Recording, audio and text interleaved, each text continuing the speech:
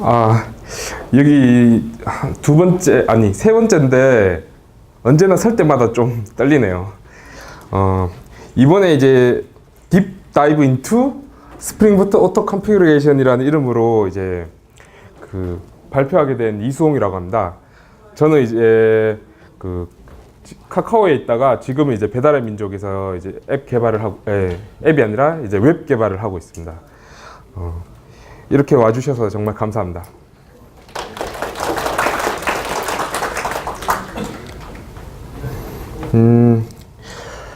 먼저 제가 이제 발표하고자 하는 것은 이제 스프링 부트 자체가 아니라 이제 스프링 부트의 오토 컨피그레이션을 발표를 하게 됐는데요. 왜 스프링 부트가 아니라 스프링 부트 오토 컨피그레이션이냐라고 먼저 이야기 드리면, 사실 스프링 부트 자체가 이제 이루어지는 것 자체가 이제 오토 컨피그레이션으로 모든 것이 이루어져 있습니다. 이것을 빼면 이제 스프링 부트가 아니고요, 그냥 스프링이고, 그래서 이제 포커스를 맞추기 위해서 오토 컨피그레이션 이름으로 먼저 지정을 했던 거고요. 자체적으로 이제 스프링 부트 오토 컨피그레이션 이해 정보에 관련돼서는 일단은 패스하고 오토 컨피그레이션 관련만 이야기 드릴 예정입니다. 먼저 오토 컨피그레이션을 먼저 이야기 드리기 전에 혹시 스프링 부트 사용하신 분 계신가요? 사실 스프링 부트를 사용하고 계시지 않으면 이 발표가 사실 큰 의미가 없거든요. 왜냐하면 이 스프링 부트를 사용해 보신 분이 어떻게 하면 이전 스프링에서 되는 그 클래스 설정 부분이 어떻게 그 설정 클래스가 없이 자동 그냥 의존성만 추가하고 이제 설정 정보만 추가해서 이렇게 전체적으로 시스템이 완성이 될 수 있는 비결이 뭔가, 이런 것들이 이제 핵심적으로 제가 이야기 드리려는 게 사실 요점이고요. 그래서 만약에 스프링 부트를 사용해 보시지 않고 스프링만 사용해 봤으면 이 스프링 부트에 대한 개선점만 그 대략 느끼게 될 거라고 생각돼서 일단 부트를 아시면 훨씬 더 많은 도움이 될 것 같습니다. 먼저 스프링 부트 오토 컨피그레이션 이야기하기 전에 먼저 이전 설정을 한번 보겠는데요. 제일 익숙한 화면이죠. 이거는 제가 많이 생략을 했는데, 이제 MVC 있잖아요. 스프링 MVC를 이제 자바 컨피그레이션으로 설정할 때 이런 식으로 보통 많이 설정을 하게 되고요. XML로 설정했으면 사실 좀 자바 컨피그레이션을 이제 사용 안 해보셨으면 좀 뭐 약간 의미가 없을 수도 있는데, 자바 컨피그레이션 이제 기준으로 이제 보통 설명드릴 예정입니다. 일단 자바의 이제 자바 컨피그레이션을 보통 이런 식으로 이제 웹 MVC를 설정하게 되는데요. 이렇게 이제 설정하는 것 자체는 좋아요. 왜냐하면 설정하기만 하면 비즈니스 로직이나 이런 부분을 이제 사용하게 되면 이 부분은 계속 재활용해서 개발을 하게 되는데, 이 부분 자체에 이제 사실 건들 일이 잘 없죠. 그냥 해놓고 그냥 컨트롤러나 이런 부분에 대해서 사용하면 되기 때문에 딱히 큰 문제는 없어요. 그리고 잠깐 DB 설정을 한번 보겠는데요. DB 설정 같은 경우도 사실 여기서 크게 건들 게 없거든요. 지금 심플 데이터 소스 심플로 해놨는데, 보통 여기서 바꿔야 되는 게 이제 커넥션 풀로 바꾸거나 혹은 뭐 그 정도밖에 없지. 보통 제일 핵심이 이제 위에 4가지 속성, 드라이브 URL, 유저 패스워드, 이 설정이 이제 핵심이고요. 이 설정을 보통 복사해서 다른 프로젝트나 이렇게 시작을 할 때 이제 그냥 복사해서 붙여넣기해서 보통 사용을 하게 되죠. 이건 JPL 설정입니다. 뭐 JPL 안 사용하시면 사실 안 보실 수도 있는데, 사실 이런 식으로 이제 보통 사용하게 되고요.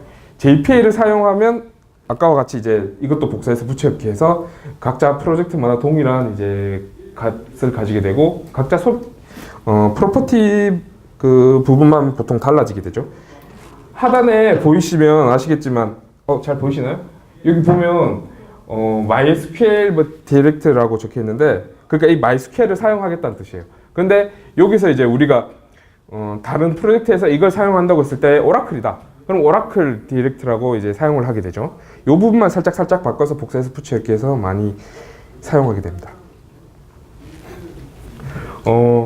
이렇게 같은 설정인데 이제 한번 설정하면 거의 바뀔 일은 없지만 프로젝트가 시작할 때마다 혹은 다른 모듈을 사용할 때마다 이런 설정들이 반복적으로 계속 복사해서 붙여넣기가 돼요. 사실 그 어떤 설정이라도 이제 보통 복사해서 붙여넣기 하니까 여기서 이런 부분에서 문제가 발생하는 부분이 어떤 것이 있냐면 다른 프로젝트에서 잘 사용하고 있는데 문제가 발생했어요. 그러면 그걸 복사해서 붙여넣기 한 부분은 다 교체해줘야 던가 아니면 그냥 포기해야 돼요. 그냥 그런 부분이 사실 그 개발하시다 보면 이제 많이 그 경험하게 되고요. 여기서 이제 스프링 부트에서는 어떻게 설정하나 그 차이를 어떻게 설정하는지 한번 잠깐 살펴보겠습니다. 아까 동일한 거죠. 여기서 우리가 필요한 것은 사실 이 부분과 이 부분입니다. 사실 여기 이 제가 포커스하고 있는 부분 이해는 거의 변경되지가 않아요. 그리고 다음 DB 설정, 그 전에 이제 이 부분을 스프링 부트로 설정을 하게 되면 이런 식으로 이제 의존성이 추가되고 그리고 환경 변수만 이렇게 추가하게 되면 이제 끝이죠. 클래스 뭐 설정이나 이런 부분이 없게 됩니다. 부트 같은 경우는. 다음 DB 설정 부분을 이제 한번 볼게요. DB 설정에서도 사실 필요한 거는 이 부분밖에 없어요. 이 부분이랑 데이터 소스가 어떤 타입을 할 것인가. 이 부분밖에 없는데 이 부분에서 결국에는 이것만 딱 설정하면 되는 부분을 전체적으로 또 클래스 설정하고 뭐 설정하고 해서 추가적으로 전체 설정이 필요하게 되죠. 자, 이제 스프링 부트에서는 결국 아까와 같은 그 속성만 딱 입력해주고 의존성만 딱 추가해주면 됩니다. 마지막으로 JPA 설정. 여기서 JPA 설정은 밑에 하단에 있는 그 설정만 이제 고치면 되는데 이 부분만 이제 보통 다른 그 프로젝트마다 많이 다르게 됩니다. 그래서 나머지는 어차피 거의 다 동일하기 때문에 이 똑같은 건데도 계속 복사해서 붙여넣기 하는 부분이 생기고요. 자, 여기 JPA 같은 이제 단축했던 건데 여기 보면 아까 전에 MySQL 디렉터리 같은 그런 이제 MySQL이다 여부를 제가 안 적어놨죠. 이 이유가 스프링 부트에서 데이터 소스를 이제 드라이버를 확인해서 MySQL인지 혹은 그 오라클인지 이 여부를 이제 파악해서 그것까지 자동으로 설정해 주기 때문에 따로 그 부분은 이제 그 패스하고 넘어가는 형태입니다. 그러니까 속성에는 그걸 딱히 중복해서 설정해 줄 필요가 없는 거죠. 그래서 이제 스프링 부트의 모토가 반복적인 설정 부분을 제거하고 그리고 의존성 그리고 환경 변수만으로 이제 대부분을 이제 설정하게 됩니다. 물론 이거는 모듈마다 좀 다를 수는 있어요.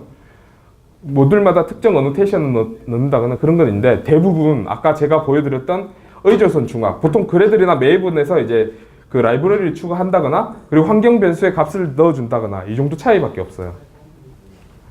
그리고 그걸 실행하는 소스는 요 메인 소스 요거 한 개밖에 없어요. 그러니까 내부적으로 자동으로 이제 전체적으로 오토 컴프리게이션이나 이름으로 인해 내부적으로 아까 보여드렸던 클래스나 이런 부분이 자동으로 설정하게 되는 거죠. 이 부분 전체 다 설정이 해결됐다. 이건 솔직히 약을 파는 거고요. 사실 우리 리얼 세계라 부르죠. 실 세계에서 이제 사용하게 되면 나중에 커스터마이징이나 이런 부분이 많이 들어가게 되는데 일단 그 부분 잠깐 패스해서 넘어가겠습니다. 그러면 아까 전에 그 갭 말 그대로 설정 클래스를 직접 선언해서 사용하는 부분에서 클래스들은 다 어디 갔을까요? 속성밖에 없어요. 속성이랑 의존성밖에 없는데 의존성과 속성으로 인해서 이제 클래스 설정하는 부분이 사라졌는데 그 부분이 다 사라지게 됨으로써 이제 어떻게 그 중간에 이제 클래스를 찾아야지 나중에 확장하거나 이런 여러 가지 사용할 때 이제 편하게 되거든요. 사실 이 부분이 스프링 부트 사용하면서 이 부분 자체를 그 생각하지 않으면 그냥 처음 기본적으로 사용할 때는 큰 문제가 없는데 이제 커스터마이징 하거나 혹은 그 내부 추가하거나 이런 식으로 할 때 이제 추적할 때 이제 그 문제가 발생하죠. 이 소스를 이제 어떤 식으로 설정되는지 확인을 해봐야 되는데 그 부분을 확장하거나 이런 부분 때문에 내부를 들여다봐야 됩니다. 사실 우리가 엔터프라이즈 소위 이제 개발하게 되면 엄청난 예의를 많이 발생하게 되기 때문에 내부를 보지 않으면 그 부트를 제대로 사용할 수가 없어요. 나중에 함정에 많이 빠지게 됩니다. 그래서 이 내부를 한번 들여다보겠습니다. 제목이 왜 점이 들었지? 일단 제가 잘못 눌렀나 봅니다. 일단 중력 먼저 한번 살펴보면 소스를 한번 살펴보면 이 부분은 사실 특별한 건 없어요. 요게 뭔가 특별해 보이긴 하지만 결국에는 스프링 컨테이너를 실행시키는 이제 스태틱 함수인데, 그 스태틱 함수에서 이제 애플리케이션 점 클래스를 넘겨준 이유는 이 애플리케이션 자체가 이제 그 하나의 설정이기 때문에 그 부분을 이제 넘겨주는 건데, 말 그대로 여태껏 이제 그 스프링의 한번 내부를 한번 살펴보셨으면 이제 애플리케이션 컨텍스트 부분 있잖아요. 애플리케이션 컨텍스트 부분을 이제 로딩할 때 요 메소드를 호출하게 됩니다. 그래서 요 부분은 딱히 살펴볼 필요는 없어요. 스프링 부트에서 좀 랩핑해서 좀 이쁘게 만든 거라고 생각하시면 될 것 같아요. 여기서 이제 나머지 보통 애플리케이션과 다른 점은 이제 스프링 부트 애플리케이션 요 어노테이션이죠. 이 어노테이션이 별거 아닌 것처럼 보여도 여기서 이제 모든 일이 일어나게 됩니다. 근데 이거 자체는 그냥 어노테이션 3개를 단축시켜 놓은 건데, 그 3개를 원래 처음엔 부트 첫 이제 버전 나왔거나 이제 초반 버전은 3개를 다 서술했는데, 그것조차 이제 심플함을 위해서 한 개로 묶은 거예요. 복합 어노테이션이라고 하는데, 이런 식으로 이제 컨피그레이션, 그리고 컴포넌트 스캔, 이네이블 오토 컴피그레이션이라는 이 3개가 이제 합쳐져서 아까 전에 나온 스프링 부트 애플리케이션이나 어노테이션이 되게 됩니다. 여기서 컨피그레이션은 뭐 다들 보신 거고, 컴포넌트 스캔도 다들 보셨던 거예요. 단지 여기서 이제 이네이블 오토 컴피그레이션이라는 게 있는데, 이네이블 오토 컴피그레이션 이게 이제 자동 이름 그대로 자동 설정을 해주는 어노테이션입니다. 이 어노테이션 자체가 그 모든 걸 작용하게 되는데요. 먼저 그 자동으로 하는 거 보기 전에 이네이블 오토 컴피그레이션의 이네이블이라는 게 뭔지 한번 잠깐 살펴보겠습니다. 여기서 이제 요건 제가 설명했는데 제가 타이밍을 잠시 놓쳤습니다. 여기서 이제 Enable Annotation이란 그 우리 스프링 3.0에서 자바 컨피그레이션이 처음 나오게 되는데요. 여기서 이제 처음 나왔을 때는 이제 자바 컨피그레이션이 이제 좋다고 해서 나왔는데, 근데 XML 설정을 사용한 사람들은 하면서 엄청 불편을 느꼈어요. 그래서 3.0 때는 자바 컨피그레이션 잘 안 사용하게 되는데, 그 이유가 그 두 번째 이유 나오는 이제 MVC 뭐 컨텍스트 이런 커스텀 어노테이션을 사용을 할 수가 없어서 이게 자바 컨피그레이션이 이제 딱히 큰 용도가 별로 없었던 거예요. 그 커스텀 태그가 하나 선언함으로 인해 가지고 별 작동을 다 하게 되는 모듈 설정을 모듈화하는 이런 커스텀 태그 부분에서 자바 컨피그레이션이 이제 약점을 보이게 되는데요. 거기서 이제 3.1로 넘어오면서 3.1에서 이제 enable 있잖아요. enable이라는 이름으로 해가지고 이제 기존 XML 그 커스텀 태그랑 이제 거의 동일한 작동을 하게 되는 형태로 이제 만들게 됩니다. 그래서 자바 컨피그레이션은 3.1부터 본격적으로 사용을 하게 되는데요. 거기서 이제 기존 XML 사용하면 되지 왜 자바 컨피그레이션 사용하냐 해서 차별화를 보인 게, enable 요 부분이 기존 XML 커스텀 태그를 사용할 때에 비해서 그 확장이라고 하죠. 보통 XML 속성이나 이런 부분에서 이제 XML은 지정된 프로퍼티가 없으면 아예 사용을 불가능했어요. 그런데 이제 내부적으로 이제 그 enable로 사용하게 되면 프로퍼티나 이런 부분에서 확장기가 엄청 수월하게 됐던 거죠. 그거랑 이제 나만의 모듈을 만들 수 있게 되는 거예요. 사실 커스텀 태그로도 이제 나만의 모듈을 만들 수 있긴 있어요. 그렇긴 한데 여기에 그 엄청난 노가다가 필요하게 돼요. XML 스키마나 뭐 혹은 그 관련돼서 그 작성한 것조차도 스프링의 네이티브의 전체적인 모듈을 알아야 되기 때문에 작성하기가 상당히 어려웠고요. 그래서 커스텀 태그로 자기만의 모듈을 만들지 못했어요. 그래서 이제 enable를 사용하면 자기만의 모듈을 쉽게 만들 수 있게 되는 큰 그 장점을 얻게 되죠. 이제 여기서 이제 다시 넘어와서 enable auto configuration의 이제 내부 소스를 잠깐 살펴보는데요. 요건 뭐 어노테이션 자체는 의미가 없고, 여기서 임포트 되는 요 클래스 있잖아요. 이 클래스가 사실 핵심입니다. 요 부분이 이제 스프링 부트의 자동 설정을 담당하게 되는데요. 여기 소스를 잠깐 살펴보면, 뭐 소스를 다 살펴보진 못해요. 좀 기니까. 거기서 핵심적인 것만 잠깐 보여드리면, 여기서 요 인터페이스, 이 인터페이스를 통해서 이제 그 설정 정보를 얻어오게 되는데, 여기서 이제 보면 deploy import select라고 돼 있는데, 여기서 중요한 건 요거 원래는 임포트 셀렉터라는 걸 사용하게 되는데 디퍼럴드라고 이제 앞에 붙여져 있어요. 이거는 모든 설정 뭐 어쨌든 다 읽어와서 모든 걸 설정하게 되는데 이 부분을 잠깐 설명드리면 뭐냐면 여기 셀렉트 임포트 이 셀렉트 임포트라는 메소드가 보이시잖아요. 요 메소드를 그 리턴하는 값이 문자열이에요. 문자열 보이시죠? 문자열의 배열입니다. 문자열의 배열이 뭘 의미하냐면 우리가 알고 있는 스프링 설정, 아까 우리가 클래스 아까 제가 실종됐다고 했잖아요. 클래스 설정하는 부분. 이 클래스를 실종된 클래스를 그 내부적으로 이제 그 만들어 놓은 이제 하나의 클래스들을 리스트를 리턴하게 된대요. 텍스트로 이제 리턴하게 되는데 패키지랑 클래스 네임 형태로 이제 리스트를 가져오게 됩니다. 이 리스트를 리턴하게 되면 그 리스트를 읽어와서 전체적인 설정을 진행하게 된 거거든요. 이 설정이 어떻게 진행되고 있는지 잠깐 한번 살펴볼게요. 이 메소드가 이제 중요한 거죠. 이 메소드의 리턴 값. 그리고 여기 이 부분, 이 메소드 보이시죠? 같은 아까 계속 이어지는 건데요. 요 메소드 자체에서 요 부분 보이시죠? 이 부분이 유틸리티 형태로 이제 스태틱 형태로 되어 있는데 여기를 추적해 보면 결국에는 중요한 건 현재 우리가 사용하는 자바 프로젝트 있잖아요. 자바 프로젝트에서 meta-inf 딱 지정돼 있어요.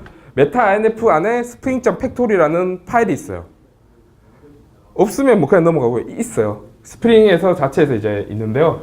요 자체에서 이제 설정 파일 리스트를 이미 작성된 설정 파일 리스트를 다 읽어와요. 요 내용이 어떤 건지 잠깐 보여드리려고 보여드린 건데요. 요 meta-inf spring.factories 안에 이게 모든 자르마다 있는 게 아니라 요 제일 하단에 보면 스프링부트 오토 컨피규어 버전 자르라는 자르가 우리 스프링부트를 사용하게 되면 있는데 이 안에 이런 식으로 이제 프로퍼티지 형태로 느낌으로 그 전체적으로 이런 식으로 기술이 돼 있어요. 보이시죠? org 스프링 프레임워크 부트 어쩌고 저쩌고 뭐 하면서 쭉 리스트가 있는데 이게 엄청난 그 리스트를 가지고 있어요. 잠깐 제가 소스를 한번 보여드릴게요.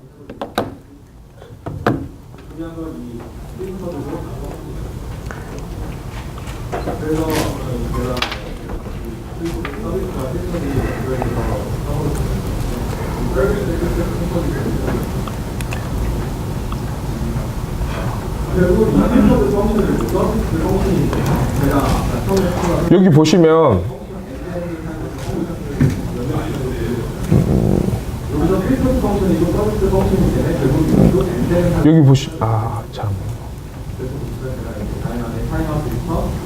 여기 보이시죠? 여기 보면 meta-inf 안에 뭐야 이거? 여기 왜 이래? 일치 안 한 것 같아. 잠깐만요. 여기 안에 요 meta-inf라고 있어요. 여기 보면 meta-inf 안에 이런 식으로 리스트가 적혀 있어요. 보이세요? 뭐 자세한 내용을 볼 필요 없는데 이런 식의 리스트가 엄청난 리스트가 이렇게 돼 있어요. 이 리스트가 이제 핵심적인 그 스프링 오토 컴플리케이션의 핵심적인 부분이에요. 그러니까 스프링 부트의 개발자들이 필요한 모든 그 클래스들이나 이런 것들이 다 만들어 놨어요. 우리 노가다. 소위 말하는. 그러니까 자주 사용할 만한 속성이나 이런 정보를 가지고 이 하나의 이제 컨피그레이션 형태로 이제 이런 식으로 이제 다 만들어 둔 거죠. 이 완전히 진짜 개발하면서 엄청난 노가다였을 거예요. 이 내부 내용은 제가 잠깐 후에 살펴보고요. 잠깐 다음으로 넘어가겠습니다.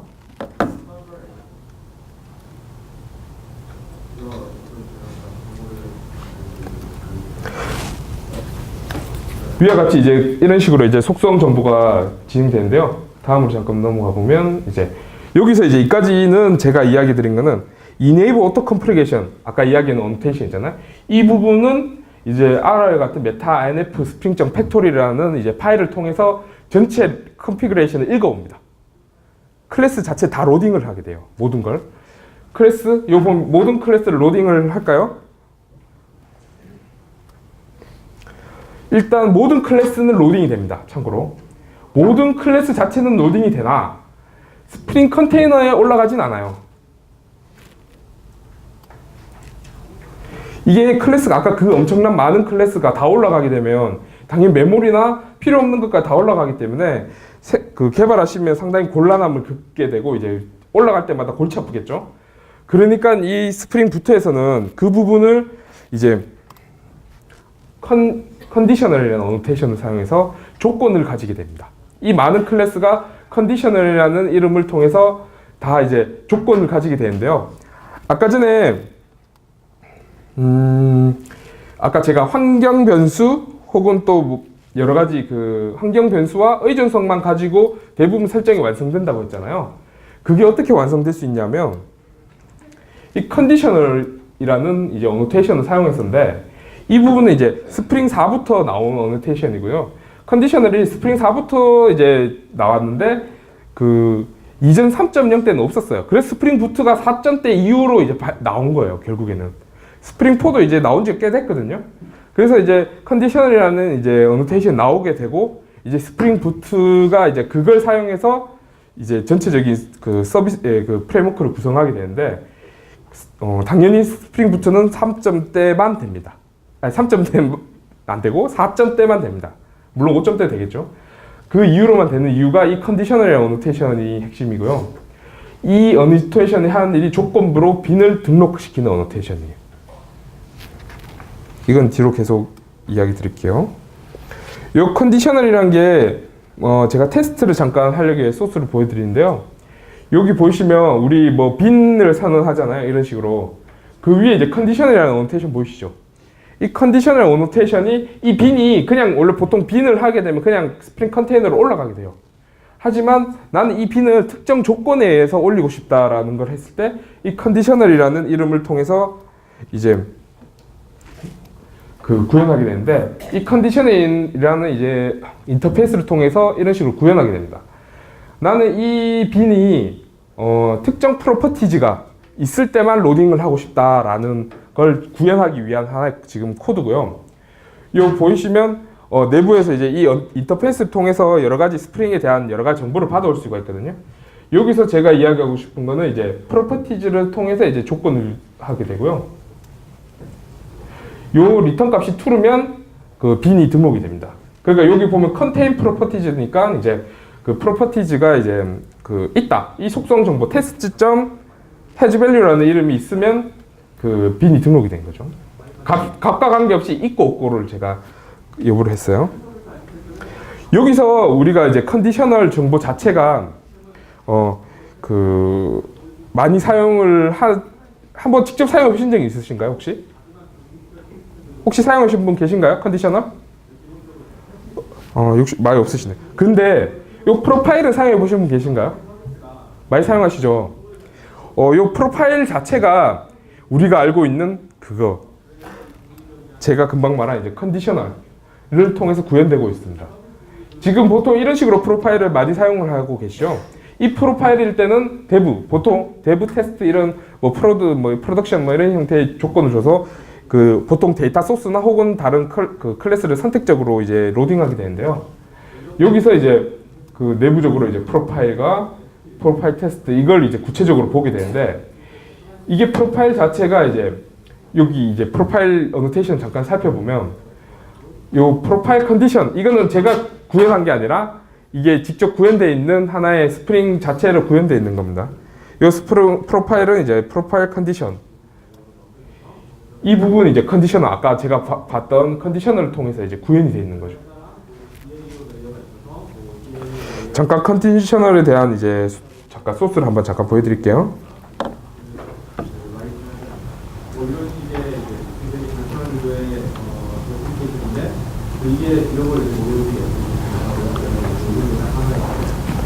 소스를 하려고 하니까 이게 그 두 개의 이제 화면으로 구현하기 힘들어서 제가 다시 미러링으로 할게요.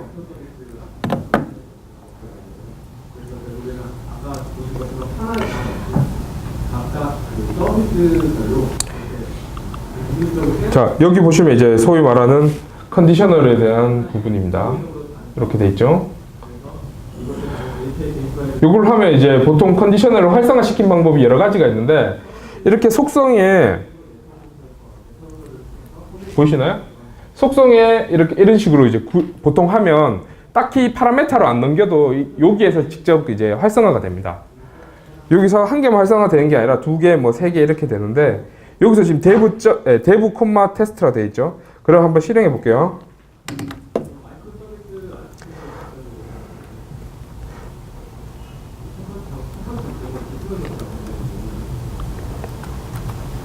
왜냐면 간단한 서비스가 모니터로 디플로이가 가능하기 때문에 어떤 디플로이를 할 때 전체적으로 다 디플로이할 필요가 없이 업데이트를 해서 보이는 수가 있습니다. 그렇기 때문에 여기 보시면 헬로 데브 월드 이거 보이시나요? 속성? 잘 안 보이네. 여기 보시면 제가 프로파일을 두 개 활성화 시켰거든요. 그러니까 데브랑 테스트 이런 식으로 활성화 되니까 두 개 다 활성화, 아까 애플리케이션에 보시면 활성화가 이제 두 개가 돼 있어요. 그러니까 이제 두 개 다 활성화 된 거고요. 제가 테스트를 지우고 다시 실행을 해보면 요 데브만 돼 있죠. 대부분 돼 있죠. 이런 식으로 이제 프로파일을 이제 이 컨디션을 제공해서 이제 빈을 선택적으로 이제 로딩하게 된 거죠. 어느 한 서비스에 문제가 생겨도 그 전체적인 시스템을 다 연결해 주시면 그 문제가 그 서비스에 갇혀 있고, 그러니까 어느 한 서비스가 예를 들어 뭐 오류거나 뭐 셧다운 됐다고 그 전체적인 서비스에 다 연결해 주시면 요거는 아까 전에 제가 이야기했던 이제 클래스별들인데요. 요 이제 이런 식으로 구현을 하게 되는데 제가 편의성을 위해서 한 클래스 안에 다 모든 걸 집어넣었어요. 잘 안 보이시니까 이런 식으로 해서 이제 컨디션을 내가 직접 이제 컨디셔너를 이제 특정 조건을 정의해 가지고 모든 걸 이제 구현할 수 있게 된 거죠. 보이시죠? 테스트 해지 밸류가 환경 변수가 있으면 보입니다. 적혀 있잖아요. 지금 환경 변수가 있는 걸 아까 목격하셨을 거예요. 여기 보시면 이 환경 변수가 해지 밸류 테스트라고 있죠. 이걸 제가 없애볼게요. 다시 없애서 제가 실행을 시켜보면 없죠. 아까 보였던 없어요. 말 그대로 이 속성에 따라서 이제 그 빈이 로딩되고 안 로딩되고 이게 이제 결정이 된 거죠. 이런 식으로 이제 컨디셔널이 이제 구성되어 있고요. 잠깐 다시 발표 화면을 보겠습니다. 자, 여기서 컨디셔널을 통해서 모든 걸 이제 구현할 수 있는데 스프링 부트에서는 컨디셔널을 워낙 많이 사용해가지고 이런 식으로 이제 전체적인 이제 그 편히 사용할 수 있도록 이런 식으로 구성하게 됩니다. 이런 식으로 확장을 해놨어요. 복합 형태로. 그래서 이제 보통 제일 많이 사용한 것만 몇 개 보여드리는데, 대부분 많이 보여드릴 거예요. 이거 딱히 많이 있진 않더라고요. 여기서 이제 빈 여부, 이 어노테이션의 파라메타로 해당 그 클래스나 혹은 문자열이 빈으로 있는지 확인해서 요 언빈은 있으면 로딩하고 미싱 빈 같은 경우 없으면 로딩하고, 클래스 같은 경우는 클래스 패스, 보통 내부적으로 이제 클래스 로더로 읽어오는 클래스 있잖아요. 그 클래스가 있는지 없는지 여부거든요. 여기서 언클래스, 말 그대로 이 언클래스가 있고 없고, 그리고 미싱 클래스는 이제 없으면 이제 로딩되고 이런 식인데요. 이게 사실 이 두 개가 상당히 제일 중요한 거예요. 아까 제가 말했던 그 의존성만 추가해도 이제 빈이 로딩이 된다고 했잖아요. 여기서 이제 그 의존성을 추가했을 때 이제 클래스 패스에 이제 라이브러리가 생기잖아요. 이제 클래스 패스에 이 클래스를 읽어올 수가 있게 돼요. 거기서 이제 onClass라는 이름으로 해서 이 클래스에 대한 이제 읽어옴으로 인해서 이 조건을 통해서 이 빈이 로딩이 되는 거예요.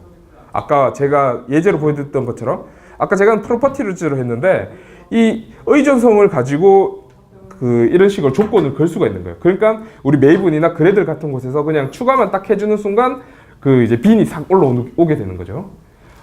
그리고 그 위에 상단에 언빈이나 언미싱 빈 같은 경우는 이게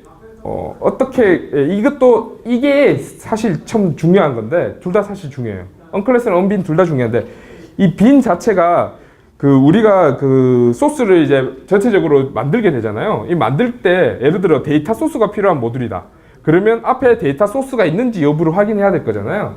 컨테이너에 데이터 소스가 있는지 여부를 확인 후에 있으면 이제 오토와이드가 될 테니까 DI가 될 테니까 그 부분을 이제 확인을 하기 위해서 언빈이라는 조건을 데이터 소스가 필요하다. 그러면 데이터 소스에 있는 정보를 넘겨서 데이터 소스 클래스가 있는 그 클래스를 통해서 빈위에서 이제 찾아와서 이 빈을 읽어와서 이제 전체적인 로딩이 하는 거죠. 그러니까 서로 이제 그 오토와이어도 서로 의존성 때문에 이제 전체적인 이제 구성이 완성이 되는 겁니다.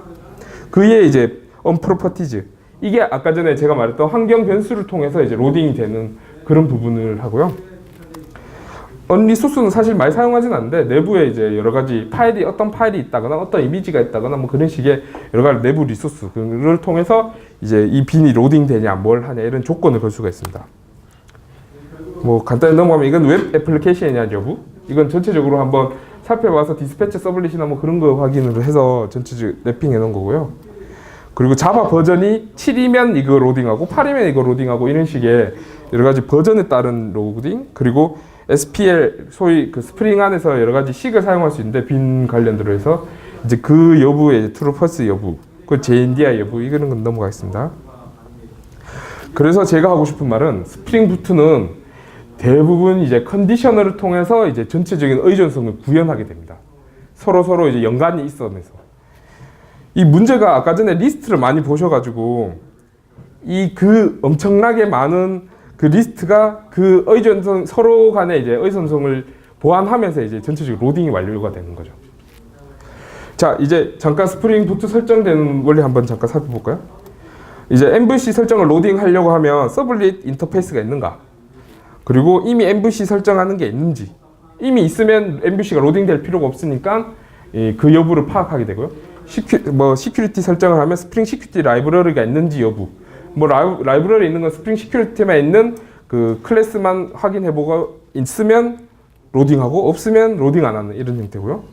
그리고 JDBC 설정 같은 경우 데이터 소스가 있는가 데이터 소스 객체가 이제 전체 스프링 안에 있는지 없는지 여부에 따라서 있으면 뭐 로딩 안 되고 뭐 없으면 로딩 되고 뭐 이런 식이고 JPA 설정도 동일합니다.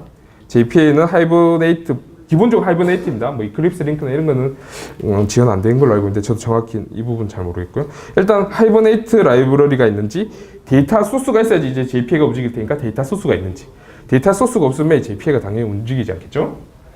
AOP도 동일합니다. AOP는 스프링 AOP 자리에 뭐 의존성이 있는지 여부 이런 식으로 하죠.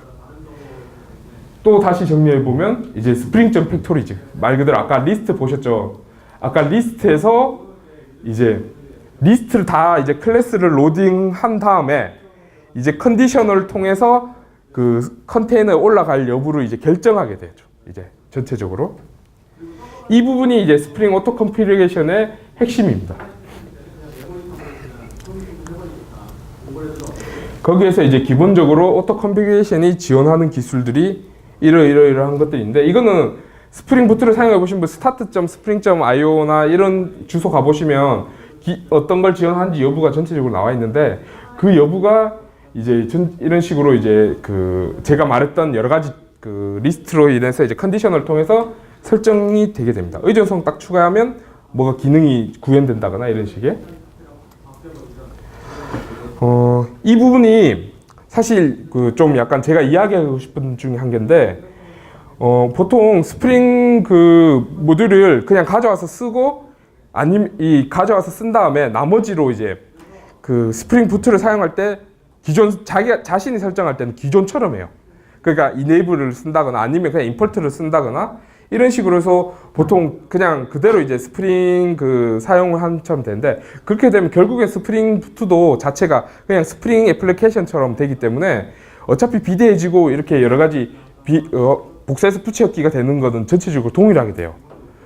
그래서 제가 사실 그 스프링 부트에 대한 제대로 알게 되면 내가 스프링 부트의 오토 컴플리케이션을 이용한 모듈을 만들 수가 있게 되는 거예요. 그 부분은 잠깐 제가 보여드리려고 이 부분을 넣었고요. 잠깐 한번 볼까요?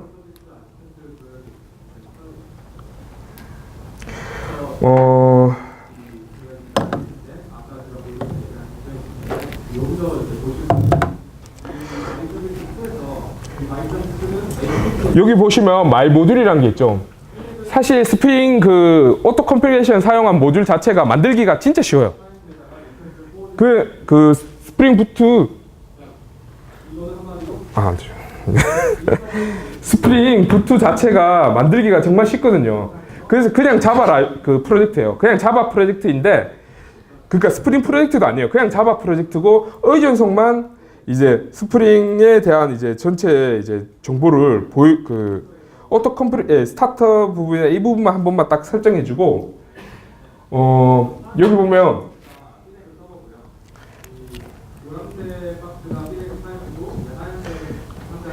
내 프로젝트 안에 리소스 안에 메타앰프 스프링.팩토리즈라는 팩토리즈라는 걸 한 번에 만들어 두세요. 이런 식으로 하나 만들어 두시고, 이 제일 심플한 형태예요. 그리고 여기 보시면 제가 내용을 잠깐 보여드릴게요.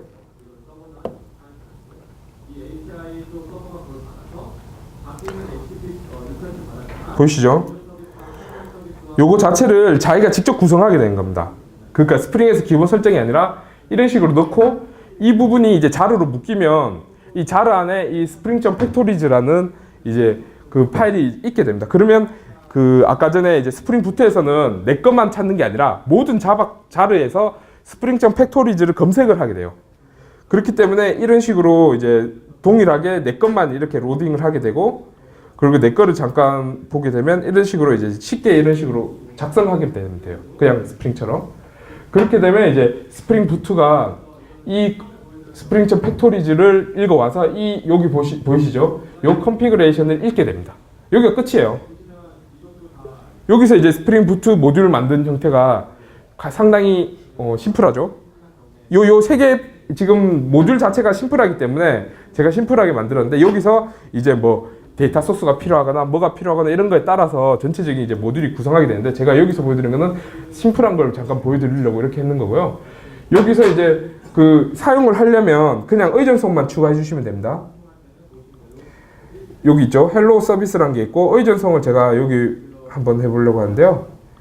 여기서 보면 커스텀 모듈이라는 제가 만들어 놨는데, 제가 뭐 딱히 해둔 거 아무것도 없어요. 단지 여기서 이제 폼.xml에 아까 제가 마이 모듈이란 걸 그 의존성을 추가해 놨죠. 의존성을 추가해 놓고, 그 여기에서 이제 오토 와이드 이렇게 돼 있죠. 요걸 잠깐 실행해 볼게요.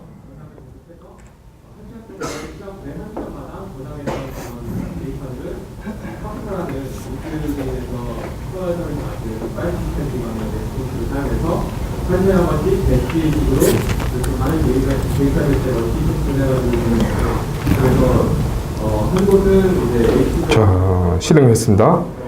실행을 하니까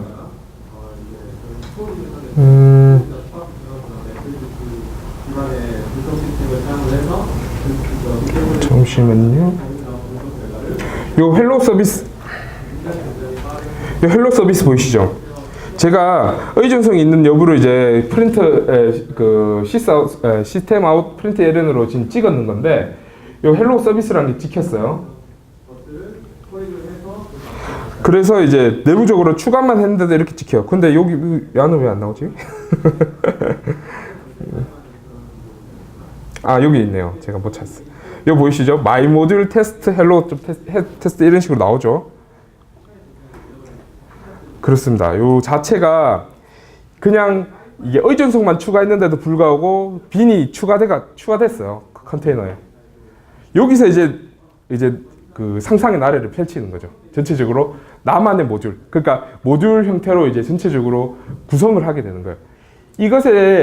이것이 왜 제가 이걸 제안하냐면, 이렇게 만들게 되면 잘잘하게 만드시면 돼요. 잘잘하게. 그러니까 뭐가 필요하다. 예를 들면 아규먼트 리졸버가 하나 필요한데 자주 사용하는 거예요.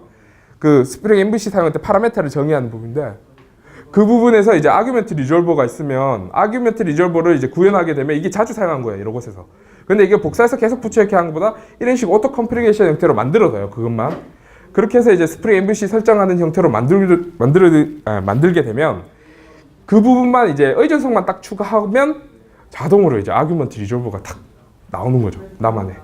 우리 이 프로젝트에 쓰는 것만 다음 프로젝트도 되고 그 다음 프로젝트에도 이렇게 쓰게 되고요. 이런 식으로 잘잘하게 이제 멀티 모듈 형태로 프로젝트를 각각 구성하게 돼서 의존만 이제 빼고 꽂고 이런 거를 이제 전체적으로 이제 구성하게 될 수 있는 거예요. 그래서 재활용성이 엄청나게 올라가는 거죠. 복사해서 붙여있기가 많이 사라지고 이런 형태로 이제 전체적으로 구현을 이제 프로젝트가 구성될 수 있고요. 대신 이거 큰 모듈 형태로는 뭐 만드셔도 되지만 그런 형태의 효과는 뭐 약간 좀 줄긴 해요. 그러니까 여러 가지 기능별로 이제 하나 구성돼서 이제 전체적으로 만들게 됩니다. 이 몇 시까지죠?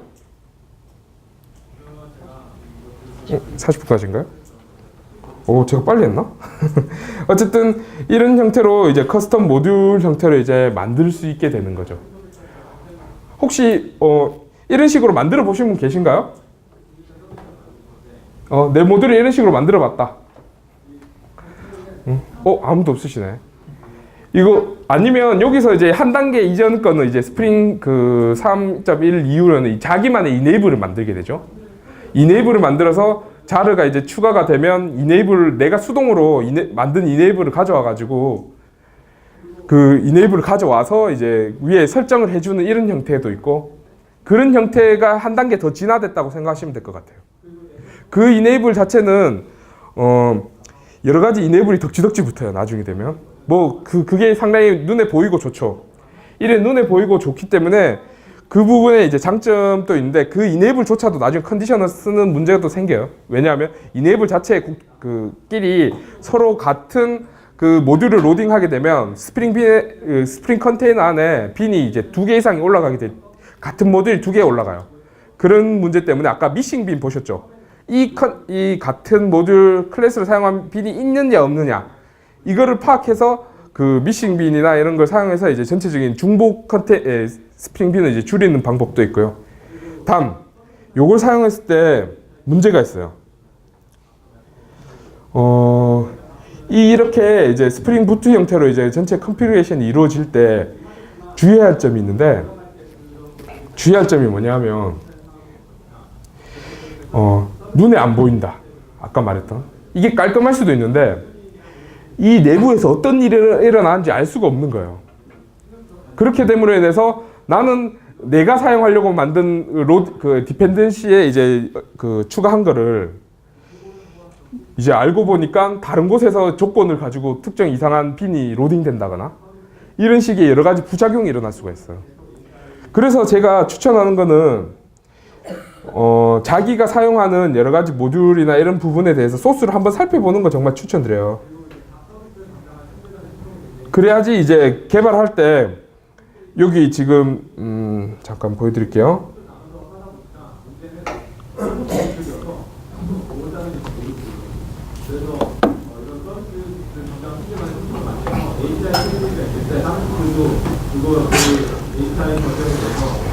아까 제가 말했던 스프링 부트 오토 컴피레이션의 설정 정보가 리스트가 아까 보이신 거 있잖아요. 그 부분이 패키지가 이렇게 나눠져 있어요.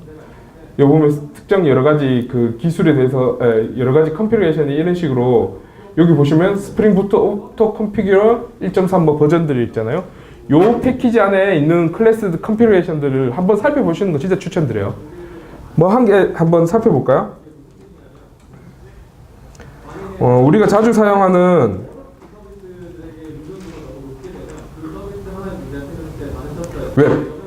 웹에 대해서 잠깐 살펴보면 이게 다 컨피그레이션 아니고 뒤에 컨피그레이션의 이름이 적혀 있으면 그게 이제 자동 로딩되는 걸 보통 명시적으로 하는데요.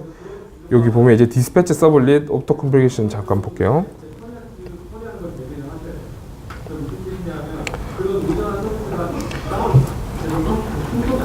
보이시나요?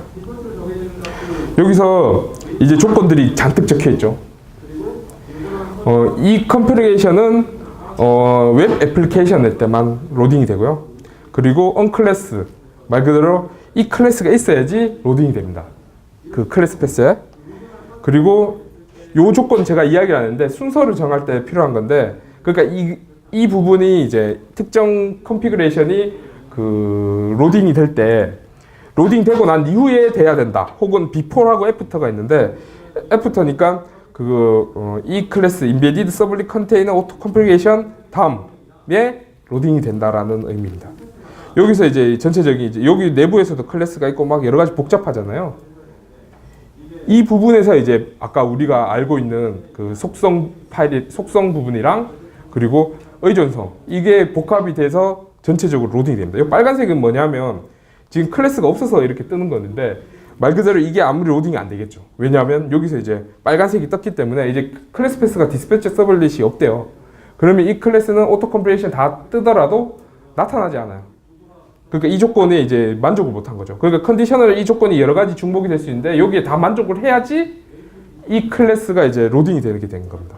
이게 다 똑같아요. 내부에서 전체적으로 다 이런 식으로 돼 있어요.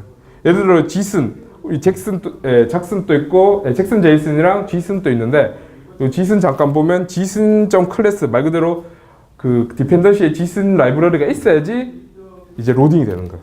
이런 식으로 이제 조건을 걸어 놓는 거죠. 선택적으로. 이렇게 클래스에서 전체적인 조건이 들어가 있기 때문에 이런 부분이 이제 나도 모르게 로딩되는 부분이 많은 거예요. 많거나 아예 난 원하는데 안 로딩된다거나 이런 조건에 대해서 그 알 필요가 있어요. 그 알고 있는 게 보통 스프링 그 부트 자체가 실행이 되면 여기 밑에 보시는 요 로그 있잖아요. 이 로그에 찍히게 되는데 이 로그에 찍히는 거 지금 시간이 남아서 잠깐 보여드릴게요. 지금은 없어요. 지금은 없는데 잠깐 보여드리면 그러면 다 각자 말하겠죠? 이걸 만들었어요. 그러면 또 서비스 2를 만드는 팀은 어쩔 수 없이 우선순위에다가 하나하나씩 처리하겠죠.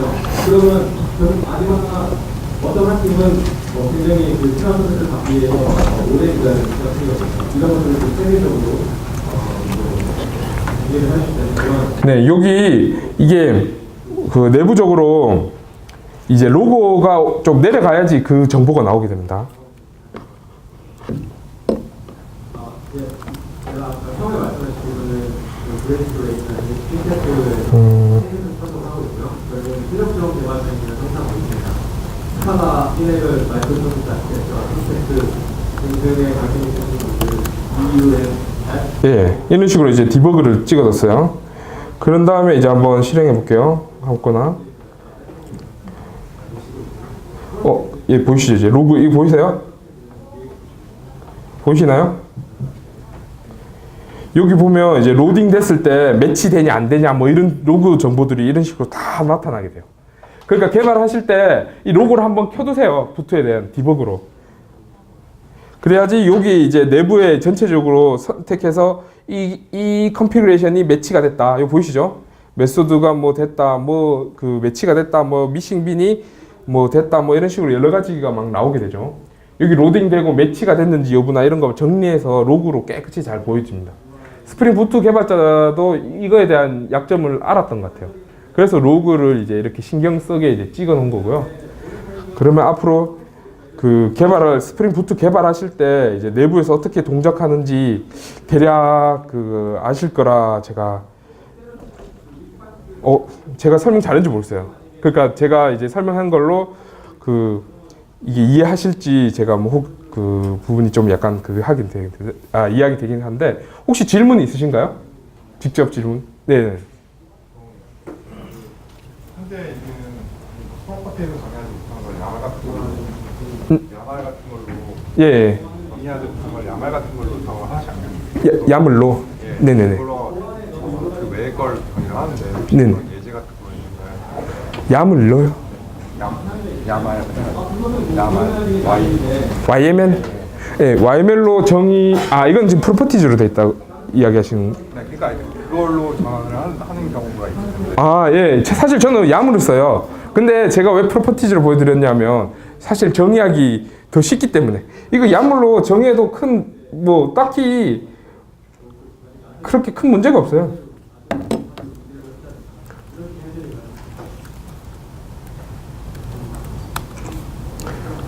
여기서 이제 야물로 했을 때 이렇게 앞에 이 부분만 이렇게 바꿔주면 야물이 돼요. 이렇게 해서 이제 묶을 수가 있죠. 뭐 이런 식으로 해서 나중에 할 수 있는데 사실 야물의 프로퍼티가 똑같기 때문에 딱히 그건 없어요. 이게 정리되어 있는 것 자체는 이제 스프링 부트 도큐멘트 보면 내부적으로 전체적으로 정리가 잘 돼 있어요. 그 부분은 야물로 해도 되고 프로퍼티즈로 해도 돼요. 이거는 제가 야물 프로퍼티즈로 한 거는 그냥 명색 몇 개 안 되기 때문에 그냥 보여드린 거고요. 나중에 결국 프로퍼티지가 많게 기술되게 되면 야물로 결국 작성할 수밖에 없을 거예요. 야물 자체가 또 편하거든요. 개발하시다 보면. 혹시 또 다른 분 질문? 네네네. 어플리케이션 하나에서 DB 두 개를 접근하고 싶은 경우도 있잖아요. 네네네. 데이터 소스를 두 개를 띄워야 되는데 네.